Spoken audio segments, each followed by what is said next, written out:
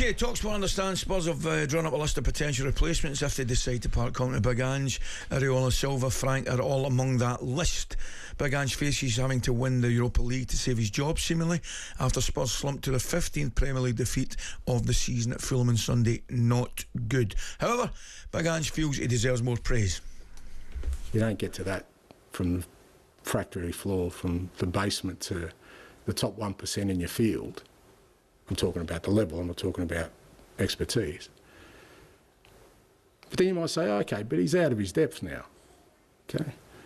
Okay, well, but if you've taken a club that finished 8th to 5th in your first full year, you go.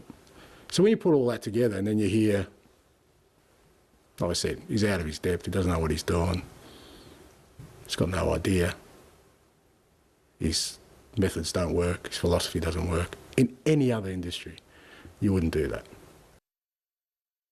Okay, joining us to give his thoughts on Tottenham's difficult season is none other good friend of the show, former Spurs defender, Ramon Vega. Ramon, a very good morning to you. How are you? Oh, very good morning to you. Listen, let's cut to the chase. Where are you? Never mind, how are you? Listen, you know who's the boss at the home? It's the wife, you know. They like to see, you know. You're obviously struggling there, mate. Listen. Big time. Sorry, let me touch the glasses. I can't see you, mate.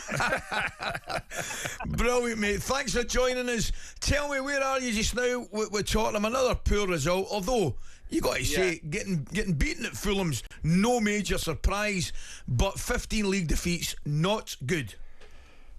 Well, of course it's not good. Well, let me first, Ali, congratulate first the Geordie boys. I have to say, because I think for English football, I think this was a fantastic achievement, and also great for English football, you know, having the Geordies win something after a long, long, long time. If you're talking about Spurs, we also have for a long time not, but at least the Geordies, North East, they can celebrate today, or the last few days. I think they're going to celebrate for years now, to be honest with you.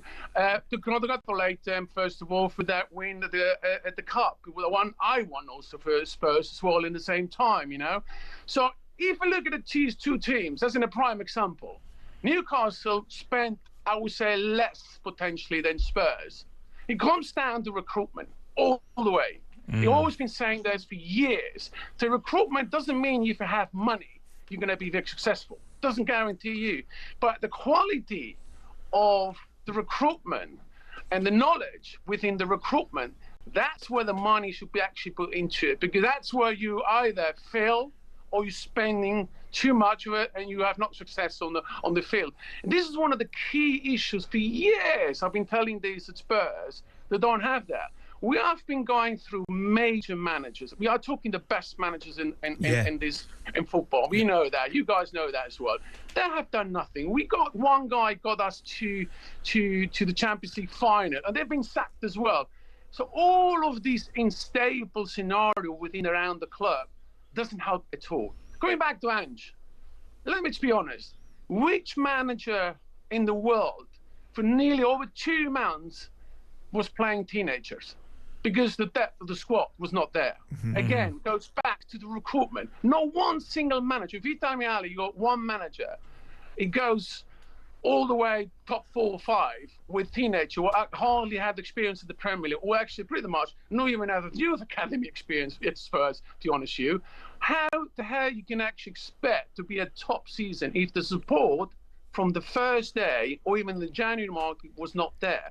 And this is what Ange has to work with limited resources as such within the team. And then on top of that, he was unlucky also with injuries. So no manager will come into it and have the same scenario will make better. That's one fact. As simple as that. If Ramon, sorry to interrupt you. Sorry. Just on that, I think the one argument that most Spurs fans will have is, you know, when they played Chelsea December and he rushed back the 2 centre halves who didn't think both were going to play, and obviously they both get injured subsequently. I think that is where people lose that argument with the injuries. I take your point 100%. If anyone had to lose 8 of their starting 11, they would be a much worse off team. But I just think once he's rushed back, it loses that argument. Would you agree with that? Well, kind of. Listen, we are both within the football. When you're in that situation, we are talking I would say, stress situation. You needed the best players you can have in the squad. And you have them available, like these two centre-half. No one single manager would say no. He will put them into it. Simple as that. I've been to George Graham and everything. Even a broken ankle, I played for 3 weeks to win the League Cup. So can you imagine, two players like that with more than half a squad not leaving? He has to do that. Can you imagine the opposite around? He's not putting them into it, and he's still losing. So we'll have the same argument, to be honest with you. Yeah, so you're basically saying that the infrastructure behind it is where you would not lay the blame, but you want to have more questions and more in-depth analysis look at. Absolutely, and I've been saying this for years, and I think, Ali, I've been doing a few shows here as well. Yep. All the time. The board, if they done a superb job with the stadium, with the infrastructure, all the facilities. I'll tell you what, I wished had when I was a Spurs player, this facility. It was me. I'll tell you what now, this is a luxury. This is a 5-star luxury. I got like a 1-star hotel luxury that time, you know? But we still won the League Cup. So it's a question of where is the priority within this club? I want to know what is Spurs standing for, because the identity about this club is not there yet. And internationally, any manager, potentially any player who wants to come to Spurs will question, first of all, what's the point to go to Spurs?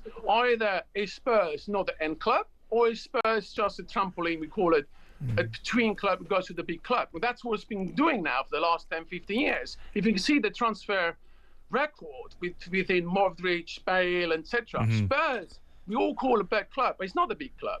It's a between club. Big clubs are Real Madrid, Barcelona, Bayern Munich. Obviously, Man United now struggling to steal that title, but still a big club, you know? These are end clubs. That's what you're ending as once you enter that club, that's it. It's very difficult to go below that. And Spurs is not in that category. Never going to be in that category until they're changing the philosophy within the club recruitment of football.